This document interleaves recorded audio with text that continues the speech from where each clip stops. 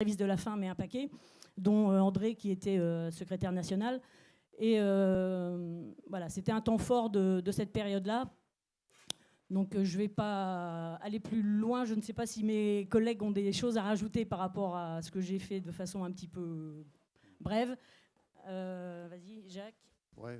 Bon, Véronique vous a brossé... Merci Véronique. Véronique vous a brossé une période qui était une période un peu délicate parce que nos moyens avaient diminué. Moi, je vais essayer de vous détendre. Parce que notre travail de secrétaire national, c'est de porter la parole collective et de négocier parfois avec des gouvernants. Il se trouve que sur les OGM, il y avait le Grenelle de l'environnement, il y a eu un débat. Le gouvernement nous promettait d'interdire les OGM, d'arrêter les cultures d'OGM, et ça ne se faisait pas. Et il y a eu une initiative à laquelle participaient des gens de Charente, d'ailleurs, qui était une grève de la faim pour exiger que le gouvernement tienne ses engagements de retrait des cultures d'OGM. Et cette grève de la faim avait commencé un 3 janvier, le gouvernement ayant mal pris cette initiative à ce moment-là.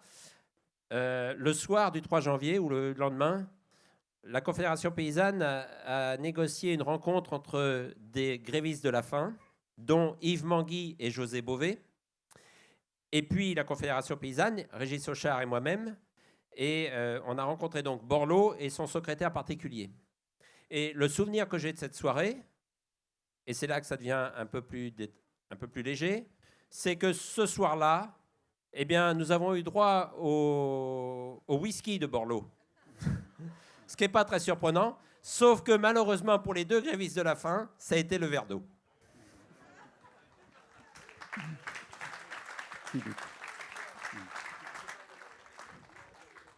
Oui. Donc Philippe Collin du département de l'Yonne qui a été porte-parole national sur cette période. Alors, André me dit, est-ce que tu parles des mouvements laitiers à partir de 2009 ? Oui, nécessairement, puisque les semaines qu'ont suivi donc l'élection du nouveau secrétariat, il y a eu partout en France de nombreuses actions laitières, notamment à Saint-Étienne où il y a eu quand même une manifestation qui a duré plusieurs semaines, donc avec présence de vaches en ville. Et puis tout l'automne de 2009 a été parsemé de mouvements de producteurs de lait. Et toute la période qu'on a traversée était une période dans laquelle on avait fini par trouver un slogan qui a fait florer jusqu'aux élections aux chambres, qui était « Sauvons l'élevage ». Parce qu'effectivement, les éleveurs, alors ce n'est pas l'élevage en soi pour le concept, c'est parce que derrière l'élevage, il y a des éleveurs, et il y a notamment des petits et des moyens paysans qui vivent surtout parce qu'ils font de l'élevage. Donc les mouvements laitiers ont été une des illustrations du début donc, de mes prises de fonction et de l'élection des deux équipes qui ont suivi. Et puis ça s'est matérialisé, donc ça a été évoqué tout à l'heure par mes prédécesseurs sur le fait de la représentativité, par la nécessité que dans les interprofessions qui étaient maintenant vouées à avoir des nouvelles fonctions, on devait avoir la légitimité pour être, puisqu'on est tous cotisants, d'être tous représentés. Donc c'est pour ça qu'un beau soir, on est rentré à la Maison du Lait, puis là on s'est demandé qu'est-ce qu'on allait faire de Le Métayer qui était là. Donc alors, bon, il y avait diverses hypothèses. Est-ce qu'on le garde? Est-ce qu'on le fait ressortir dans du goudron et les plumes? Tout ça.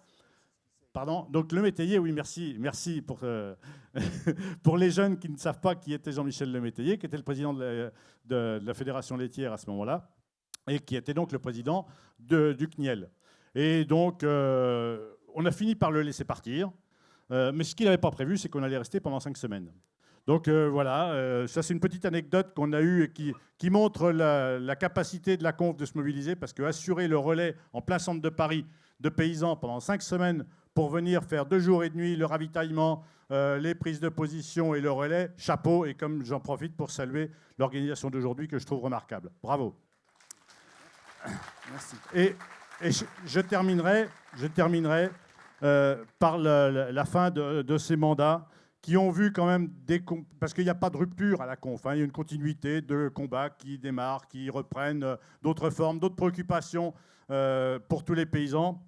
Et donc, sur ce fond de Sauvons l'élevage et toutes les manifestations qu'on avait pris l'habitude d'organiser dans tous les salons, que ce soit à Rennes au Space, que ce soit à Cournon, que ce soit à Porte de Versailles, avec un défilé avec des bâches d'enrubannées sur quelques centaines de mètres de long. Gérard est là, mais c'était l'initiative de Gérard de traverser le salon. C'est des choses qui sont donc au cœur justement de l'expression entre les paysans et la société, des choses qui ont marqué et qui ont permis que la préoccupation de l'élevage devienne effective. Et ça a contribué à une redistribution bien trop imparfaite, bien évidemment, des soutiens en direction de l'élevage, mais malgré tout, ça va dans le bon sens.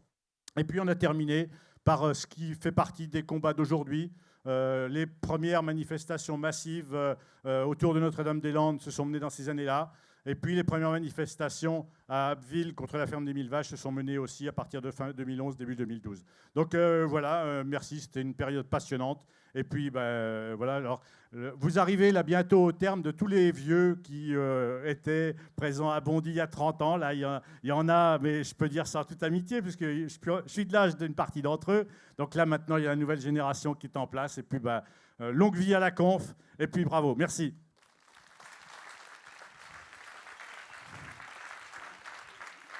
Merci Philippe. Est-ce qu'il y en a d'autres qui veulent conclure sur cette période?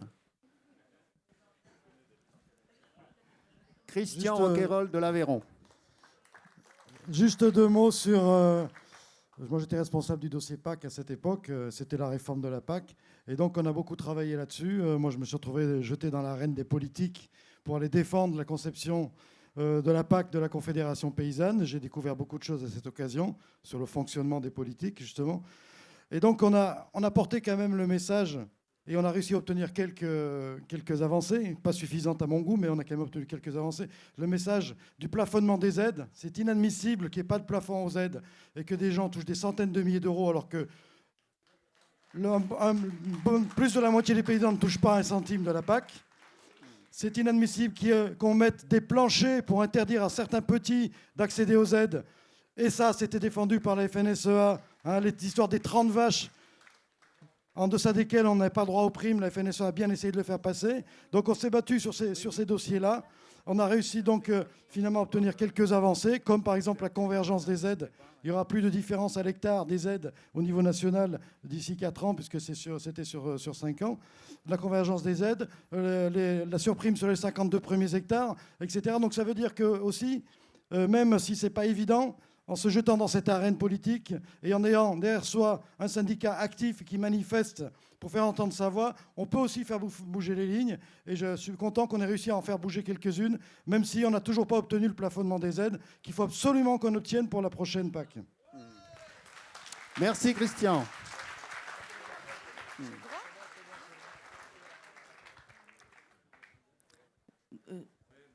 Moi, je suis Véronique Léon, j'étais au secrétariat pendant 2 ans, entre 2011 et 2013.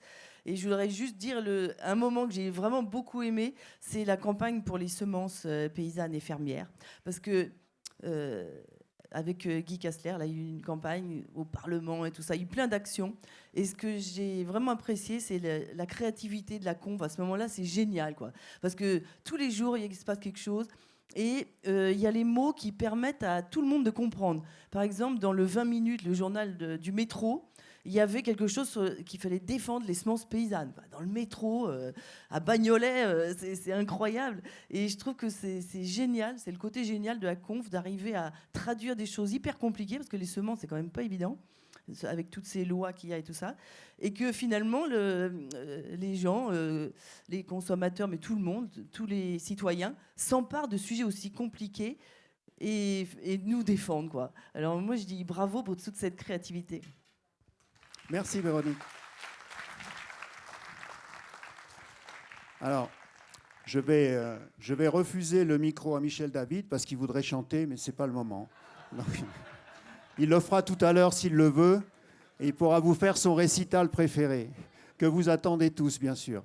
Non, je voudrais qu'on passe à la dernière période, et avant cela, je voudrais aussi, bon, vous avez compris, vous mesurez bien toute la richesse, quelle organisation syndicale peut présenter un tel renouvellement, des gens qui viennent de tous les départements, de toutes les productions. On a vraiment une richesse formidable, une richesse militante, une richesse humaine à la Confédération paysanne. Et je voudrais qu'on se tourne vers l'avenir. Et je sais qu'il y a de jeunes porte-parole ou secrétaires généraux, générales dans l'Assemblée. Je vais leur demander de se rapprocher de la tribune pour qu'on finisse sur une image d'avenir et de jeunesse à la Confédération paysanne. Tout en appelant la dernière... pour la dernière période, les secrétaires de 2013 jusqu'à nos jours.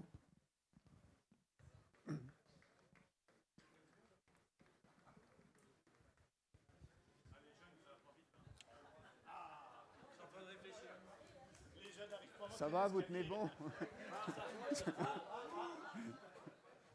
Ils arrivent, ils arrivent.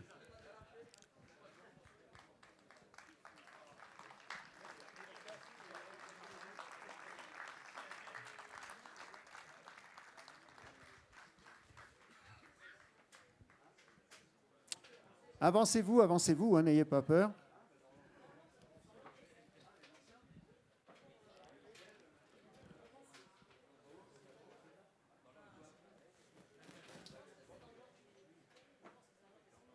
Alors, je vous laisse le micro en autogestion, sachant qu'il ne faut pas dépasser un quart d'heure, s'il vous plaît.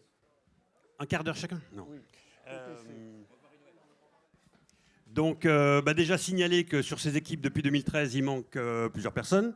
Marie-Noël Lorrain de Loire-Atlantique, Annie Sic des Alpes-Maritimes, Claude Cellier de Haute-Marne, de la Marne. Et Judith Carmona des Pyrénées-Orientales. Il me semble que le reste, on est tous là. C'est un peu compliqué de parler de quelle façon notre passage au secrétariat a été marquant, puisqu'on est en fait en plein dedans. Donc c'est compliqué. Moi, ce que je retiendrai plusieurs trucs. J'allais dire, c'est le retour de la bouffe fait maison, quoi. Parce que c'est vrai que depuis 2013... on avait Josian qui était trésorier, qui s'est mis à cuisiner pour l'ensemble du comité national.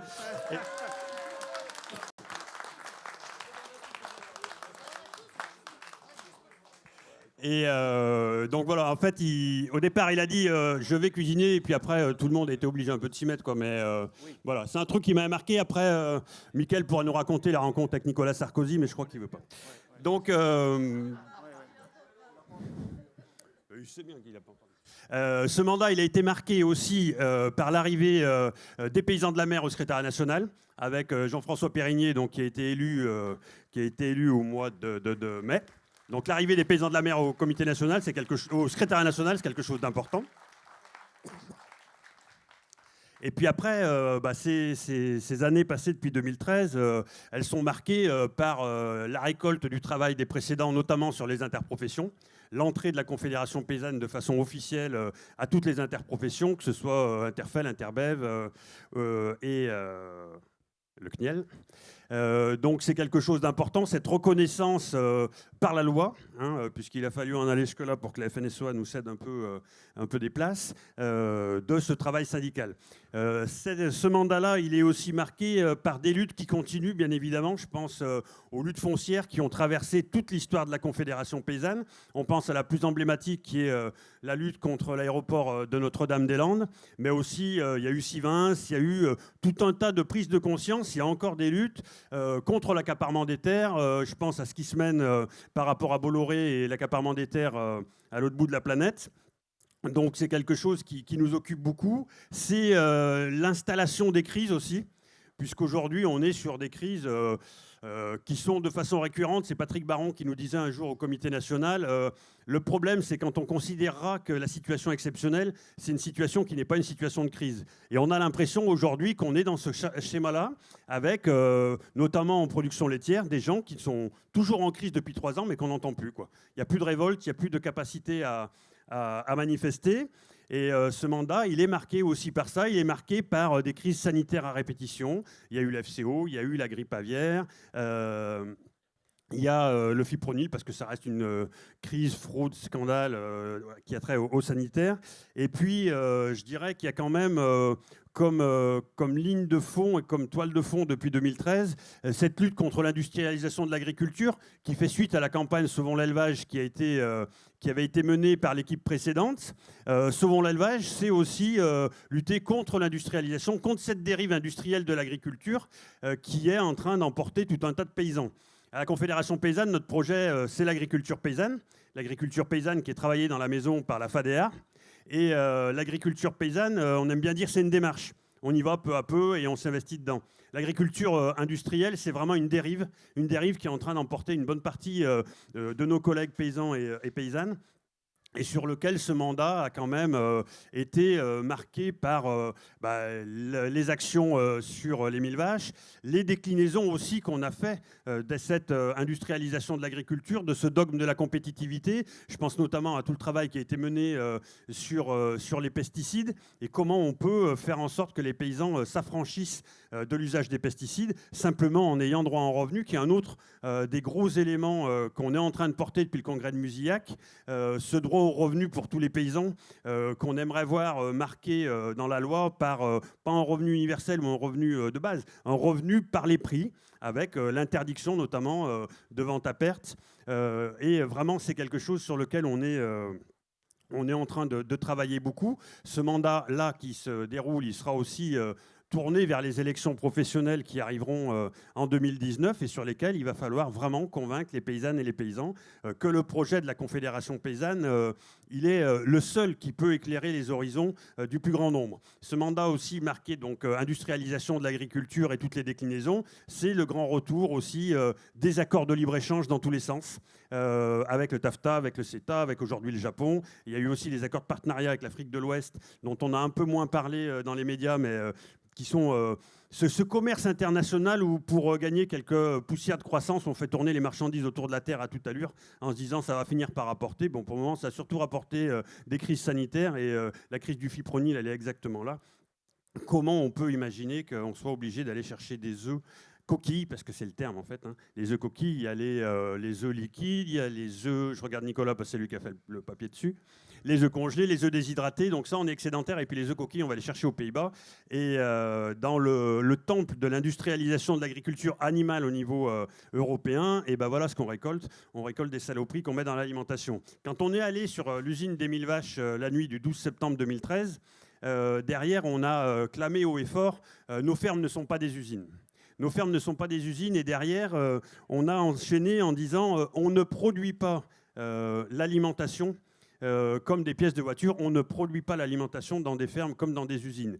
Et l'année qui vient de s'écouler a été très forte en événements autour de la thématique de l'alimentation. Comment faire pour redonner un revenu aux paysans et aux paysannes, et comment faire que nos concitoyens puissent avoir accès à une alimentation de qualité, alors que grand nombre d'entre eux ne mangent que parce qu'il y a la banque alimentaire. Il y a des gens qui n'ont pas les moyens de manger autrement que du low cost, comme disait, j'allais dire notre ami. Non, comme disait Stéphane Le Foll, on a bien besoin de l'agriculture industrielle pour nourrir les pauvres quand même. Il faut arrêter de déconner. Et là, c'était quand même quelque chose qui nous avait un peu marqué en disant non, mais il faut vraiment faire quelque chose d'encore plus voyant autour de l'alimentation. Donc, on est arrivé avec cette campagne alimentation qui a été pilotée par Manu et qui aujourd'hui, j'allais dire, débouche sur les états généraux de l'alimentation. Mais ça, c'est plus nous qui avons la main, c'est Stéphane Travert et Emmanuel Macron. Donc voilà, moi je pense en gros ce qui a jalonné. Bien sûr, il y a eu la suite de la réforme de la PAC, il y a eu tout un tas d'événements, j'allais dire, qui sont communs avec toutes les équipes précédentes. Mais voilà, en gros, ce qui me semblait être notable dans notre passage éphémère à la conf. Voilà.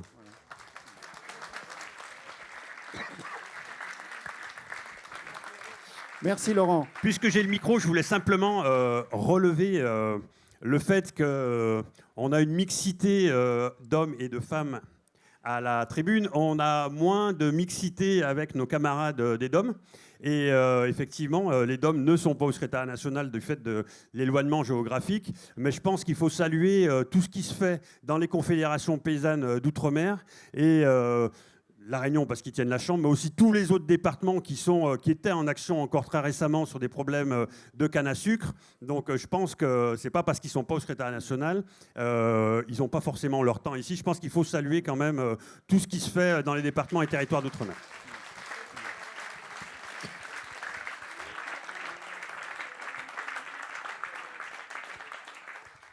Alors, plusieurs choses.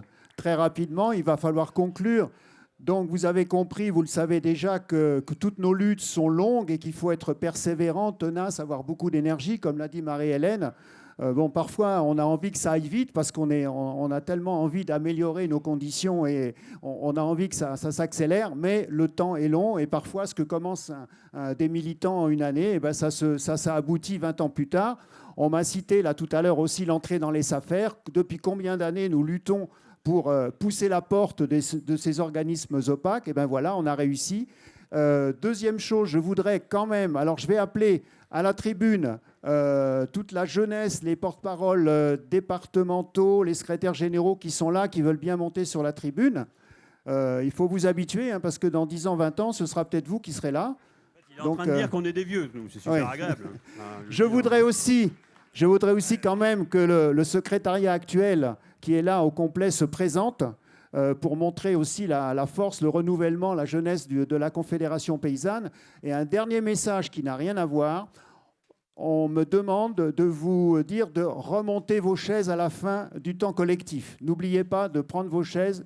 C'est une action syndicale également. Vous la remontez auprès du chapiteau rouge. Voilà, merci. J'allais dire, avant de présenter le secrétariat actuel, il y a aussi les membres des 2 précédents secrétariats qui sont ici. Donc Laurent Leray de l'Orne, Josiane Palache du Tarn-et-Garonne, Michel Roux de Dordogne, il est où? Il est derrière. Michael Ribaren du Pays Basque, Emmanuel Az du Lot-et-Garonne, et je crois que j'ai oublié personne. Et l'équipe actuelle, donc du coup, je leur passe la main. J'étais un peu dans les deux. Christine Riba, donc de la Drôme, et je suis sur le pôle végétal, sur les semences, les OGM, sur lesquels il va falloir qu'on continue à se pencher parce que là, on croit qu'il n'y en a plus parce qu'on est face à ce mot-là d'OGM. Mais il y a tout ce qui est transgénique est quand même bien là et nos camarades de la Via Campesina, donc d'autres pays, nous lancent des signaux d'alerte et il faut absolument qu'on continue à travailler là-dessus et qu'on continue à être vigilant. Parce que c'est les OGM, enfin les transgéniques et les accaparements de terre qui vont avec, parce que tout ce qu'on ne produit pas ici, on va les produire ailleurs. Voilà. Donc, je suis aussi sur l'international.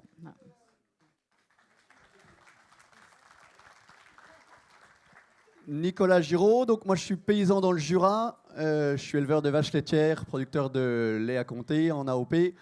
Donc je suis secrétaire national en charge du pôle élevage et également des questions sanitaires. Donc Laurent en a parlé, fipronil, la grippe aviaire, la crise du lait bien entendu. Donc c'est chargé, mais voilà, on est parti, on est en mouvement et puis maintenant on est motivé, on est là pour bosser. Et puis tu parlais de jeunesse, on est jeune aussi, on a un secrétaire national qui est jeune. Donc voilà, moi j'ai juste 40 ans et je suis content d'être là.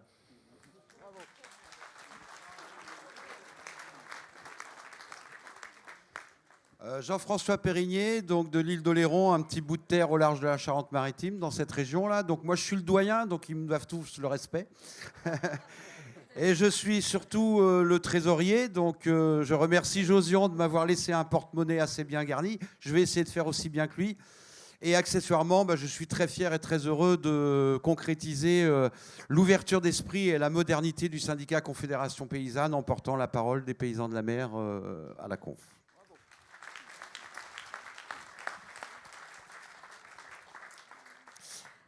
Témanuata Girard. Alors moi je suis paysanne en Indre-et-Loire avec des chèvres et des vaches. Je fais du fromage, je fais des yaourts. Et je remercie beaucoup mes 2 associés qui me permettent d'être là. Je suis aussi secrétaire générale de la Confédération paysanne, voilà, depuis le mois de mai. Et j'ai 4 enfants. Ouais, j'ai 4 enfants. Voilà. Merci.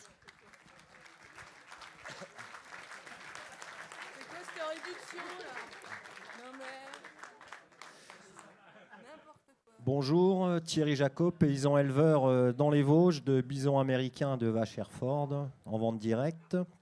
Voilà, donc moi je m'occupe du pôle politique agricole et prospective et du pôle environnement. Voilà, donc j'ai repris le dossier PAC aussi. Donc voilà, il y a du boulot. La PAC, ça fait couler beaucoup d'encre et ça va encore en faire couler beaucoup. Voilà, bonne fête à vous tous et merci à vous d'être là.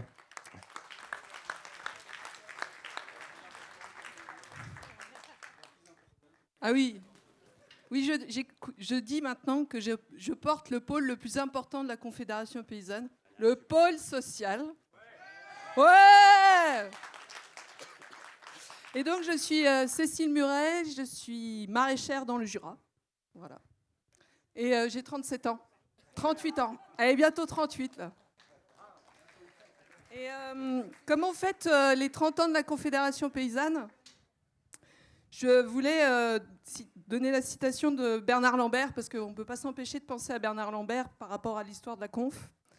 Et par rapport à tout le mouvement social qui va arriver et tout ce qu'on a porté sur la lutte contre l'industrialisation de l'agriculture, finalement, c'est la lutte contre le refus de la prolétarisation de nos fonctions paysannes.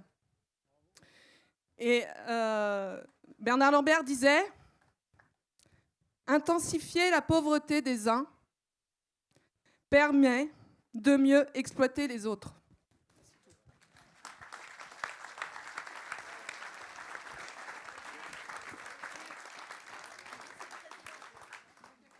Bien, alors, on va conclure.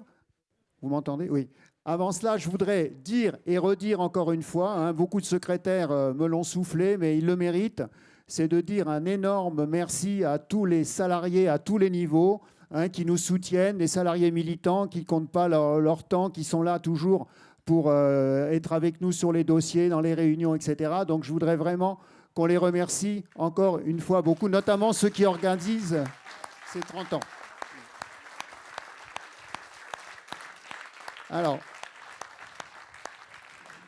on va finir avec donc les porte-paroles, les secrétaires généraux des départements qui sont là. Avancez-vous. Peut-être pour leur demander ce qui les forces qui les ont portés vers la Confédération paysanne. Pourquoi ils se sont engagés comme ça à la Confédération paysanne. Vous y allez librement si vous avez envie de dire un mot. Ne vous cachez pas. Donc Raphaël Bélanger, porte-parole du département de la Mayenne, et je suis éleveur laitier en filière longue. Alors, dire ce qui m'a apporté, moi, c'est d'abord et avant tout la lutte des classes, et justement, Cécile l'a bien relaté, mais les combats pour une meilleure égalité. Et, donc voilà, parce que parfois on a évidemment des différends entre filières longues, filières courtes, la façon de produire, etc. Mais je pense que ce qui nous rassemble avant tout, c'est le chemin vers lequel on veut aller. Donc c'est ça le principe de l'agriculture paysanne. Il faut prendre les gens là où ils sont et les emmener vers le chemin qui nous semble bon. Et c'est ça que moi, je vais m'attacher à faire pour gagner des points aux prochaines élections chambres et à acquérir encore plus de reconnaissance auprès de la société en général.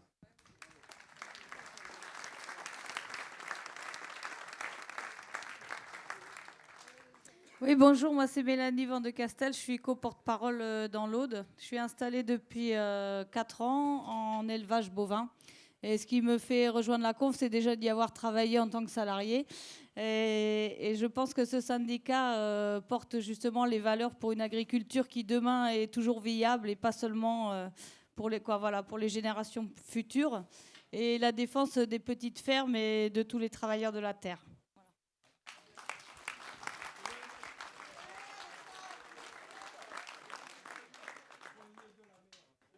Donc, bonjour, Ludo, je suis paysan dans le Puy-de-Dôme, éleveur de chèvres et de brebis en vente directe, en bio. Donc ce qui nous mène à la conf, c'est aussi l'envie de reproduire un peu ce qu'ont fait tous les historiques, entre guillemets, du syndicalisme, en se disant que peut-être nous, on a aussi notre pierre à emmener à ce grand édifice que peut être l'agriculture paysanne dans les années à venir.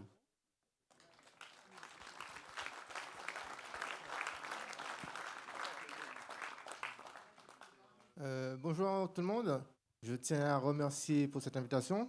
Je suis secrétaire général adjoint de l'UPG en Guadeloupe. Je m'appelle Morvan Guémy, j'ai 37 ans. Je suis en polyculture élevage en Guadeloupe. Effectivement, je n'ai pas rejoint la conf puisque je suis né à l'UPG. Tout de suite, en fait, je suis né à la conf, en fait. Effectivement, lorsqu'on regarde bien, il n'y a qu'un seul syndicat qui parle de nous, puisque, vous savez, la Guadeloupe, c'est un territoire très limité. C'est une moyenne de 5 hectares par exploitation. On n'avait pas le choix. Nous, on est à la conf. On est né à la conf. Et j'espère que dans quelques années, sans vouloir vexer ceux qui sont derrière moi, que je serai debout derrière.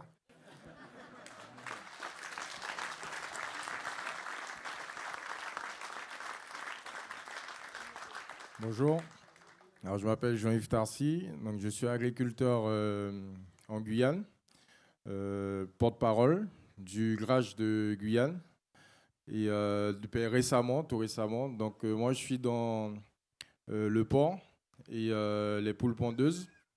Alors moi c'est une première pour moi et c'est un plaisir d'ailleurs de participer à cette fête pour les 30 ans. Donc nous on fêtera bientôt nos 25 ans. Moi, je suis nouveau dans le monde du syndicat. J'étais plus dans le monde associatif. Alors, pourquoi je me suis tout naturellement rapproché de la Confédération paysanne et le GRAGE c'est parce que je pense que la Guyane, l'agriculture, elle est naissante. Et donc, on n'a pas le droit de reproduire ce qui n'a pas été bon ailleurs. D'accord, donc on a encore cette chance de faire une agriculture propre, on va dire, donc qui respecte l'environnement, qui prend en compte l'humain, l'économie. Donc l'agriculture prend en compte le développement durable, tout simplement. Donc voilà, nous on a plusieurs chantiers, donc sur le feu, puisque vous avez dû certainement voir dans les médias, donc il y a eu un gros mouvement en Guyane, mouvement social, donc qui a quand même rassemblé 40 000 personnes dans les rues. Donc ça a concerné la santé, l'agriculture, l'insécurité, l'économie, un peu tout. Et nous, dans ce gros mouvement, on a pu aussi faire remonter un certain nombre de revendications, notamment sur le foncier, parce que nous aussi, on souhaite créer aujourd'hui une SAFER en Guyane pour pouvoir gérer l'acquisition de foncier, parce qu'aujourd'hui, moi je dis toujours, il vaut mieux créer 10 exploitations plutôt qu'une grosse exploitation avec 1000 hectares. Et je veux dire, ça crée plus d'emplois avec les 10 exploitations. Les 10 voilà. Donc c'est un peu ma philosophie. Voilà. Merci.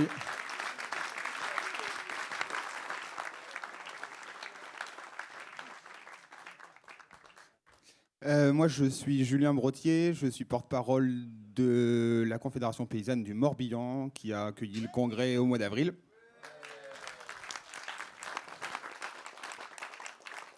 Et moi, je suis porte-parle d'une branche dite de zadistes de la Confédération paysanne. C'est pas facile tous les jours. Il y en a qui veulent mettre les grains de sable dans le rouage et il y en a qui veulent casser le rouage. Alors, c'est pas simple tous les jours. Mais on y arrive et on est sur plein de chantiers en même temps. Là, on va siéger à la SAFER, par exemple. Voilà, et on construit beaucoup de développement, beaucoup d'installations. On pousse comme ça. Et voilà, si moi j'ai un message, c'est faites paysan et poussez tout le monde à faire paysan. Voilà. Et paysanne, ah ouais, et paysanne. Et merci à tous et à toutes.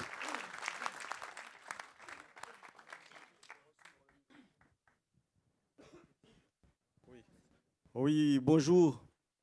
Je m'appelle Kolo Maudjoud pour la départementalisation de Mayotte. Vous savez tous que c'est le jeune département qui monte maintenant. J'aimerais bien quand même qu'on pousse à mettre la pépinière pour aller plus vite. Je suis le porte-parole de la Confédération paysanne de Mayotte. Pour l'instant, ça va y aller, mais on a eu un puits en 2000. Non, c'est pas... On avait eu la chambre par rapport avec la force de la Confédération paysanne de la France. Et jusqu'à maintenant, ça va y aller, ça marche, mais toujours on voulait quand même des aides par rapport à la formation professionnelle, par rapport à l'aide de la force de la Conf. Je pense que je n'ai pas beaucoup de choses à dire et vive la Confédération paysanne.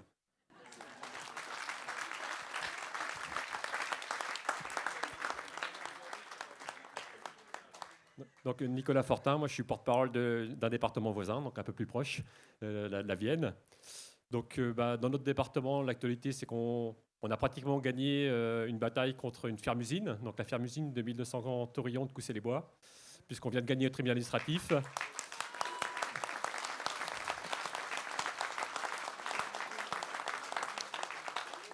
Voilà, donc bon, le porteur du projet a plus quelques jours pour faire appel, mais on pense qu'il va plutôt abandonner le projet, enfin, c'est ce qu'on espère tous. Voilà, donc porte-parole dans un département, c'est essayer de faire vivre la conf dans son département. Je pense que c'est important que l'ensemble du département soit bien actif pour qu'on puisse avoir une conf assez forte. Et puis modestement, j'essaye aussi de bosser dans la commission viande bovine, parce qu'il me semble aussi que c'est important que la conf, on travaille dans ces commissions, parce que je pense que c'est un moyen aussi d'étayer un peu nos arguments pour pouvoir gagner des victoires derrière. Oui, merci Nicolas.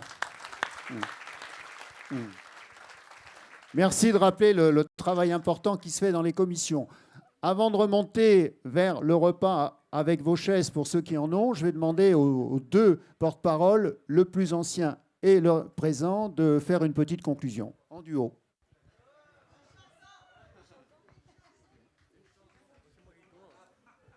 Chantant, bon, on va filer la main à Michel. Bon, c'est pas facile. Je voudrais quand même vous saluer tous qui êtes là aujourd'hui, qui avez eu le courage d'affronter le mauvais temps hier en particulier. Et je voudrais aussi féliciter et que vous applaudissiez tous ceux qui ont préparé cette fête depuis de nombreuses semaines et qui aujourd'hui sont au service là dans tous les stands que vous avez autour. Je voudrais que vous leur adressiez un grand bravo.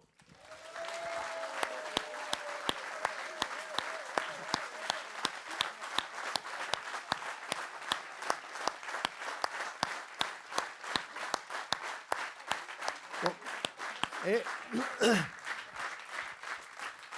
à travers ce bravo, vous encouragez aussi le développement de la Confédération paysanne en France, en Charente, puis en France bien entendu, dans le département qui vous a accueilli, parce que malgré tout, ça a été lourd à porter, hein, et sans doute que même l'action syndicale a eu quelques mal. Certaines actions syndicales auraient pu être faites s'il n'y avait pas eu cette fête. Mais bon, on ne peut pas tout avoir. Et donc, je pense que c'est un moment important et j'invite tous les jeunes qui sont ici, les moins jeunes, les amis de la Confédération paysanne, à continuer à porter avec vous, autour de vous, le projet qui vous a été largement présenté au travers de cette matinée. Et puis, j'aurais juste quand même une mémoire à soulever. Enfin, le nom a été cité. Il s'agit de Bernard Lambert. Bernard Lambert qui nous a quittés dans un accident de voiture en 84 et qui a donné des éléments de réflexion importants sur l'analyse de ce qui se passe dans le milieu paysan avec son livre « Les paysans dans la lutte des classes ». Ça nous a vraiment permis de mieux clarifier comment aujourd'hui l'exploitation des agriculteurs, pas seulement, mais entre autres des agriculteurs, est fabriquée justement par des lobbies, etc. Et puis, un autre souvenir aussi, c'est Bernard Rapion, qui a été un des premiers membres du secrétariat de la Confédération paysanne. Bernard Rapion est de Loire-Atlantique, c'était quelqu'un de mon âge, et il nous a quittés, ça fait, je ne sais plus maintenant, presque une dizaine d'années. Et donc, je vous salue, je vous dis bon appétit, et puis, je vous donne rendez-vous pour les 30 prochaines années.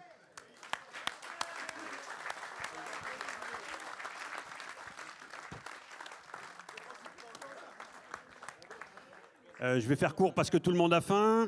En plus, parler derrière Yves, c'est jamais simple. Moi, je me rappelle juste une anecdote. La première fois que j'ai été élu porte-parole en 2013 et la première fois que j'avais mangé, je m'étais retrouvé en face d'Yves Manguy à manger. Là, il y avait Mickaël à côté de nous.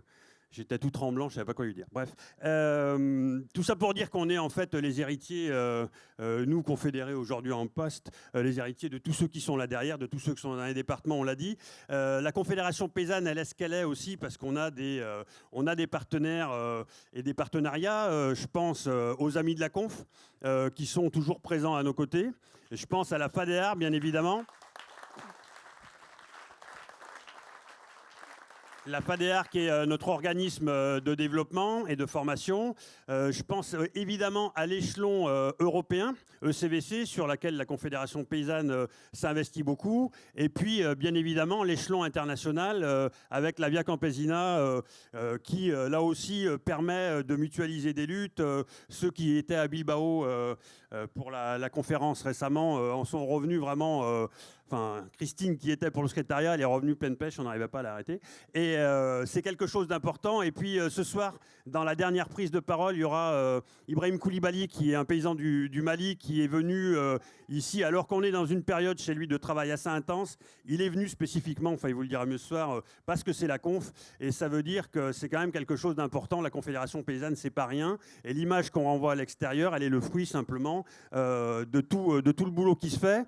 Juste en conclusion, je voulais dire que porter la parole de ce syndicat, c'est simplement le dernier étage de la fusée. Et je dis toujours que c'est le plus facile à faire, en fait. Parce que si le boulot il a été fait correctement avant, en gros, je suis en train de dire que si on est mauvais, c'est votre faute. Mais si le boulot il a été fait correctement avant, si la construction politique elle a pris en compte l'ensemble de la diversité de la Confédération paysanne, si les commissions, les départements, le comité national se sont emparés de tous les sujets qui nous semblent importants, après, porter la parole, c'est que dalle à faire. C'est que dalle à faire, et pourtant, il va quand même falloir la porter très fort, parce qu'on est dans une période un peu spécifique, comme on en connaît régulièrement, ce qui est une période qui va nous ouvrir sur les élections aux chambres d'agriculture. Les élections aux chambres d'agriculture qui sont quelque part la validation de l'adhésion du monde paysan au projet de la Confédération paysanne, donc avec un score historiquement autour de 20%. Et c'est quelque chose de très important que d'avoir l'adhésion des paysans à notre projet, parce que je me rappelle, quand on a rencontré François Hollande en 2013 avec Marie-Noëlle Aurin et Judith Carmona, il nous a dit que notre projet était vraiment super, c'était formidable, mais alors vraiment c'était le top, quoi. Et nous, on était tout contents, on dit on va lui vendre notre projet PAC. Et là, il se tourne vers le FOL, il dit, monsieur le ministre, il pèse combien la Confédération paysanne? Et le FOL lui dit, ils font 20%.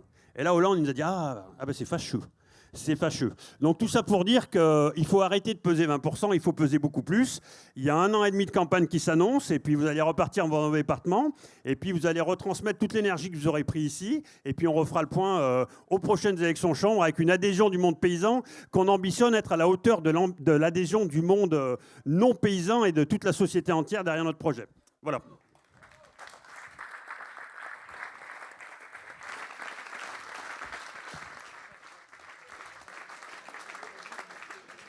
À tous, bon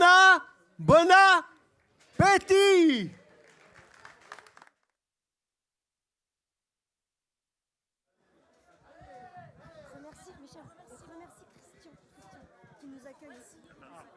Deux mots juste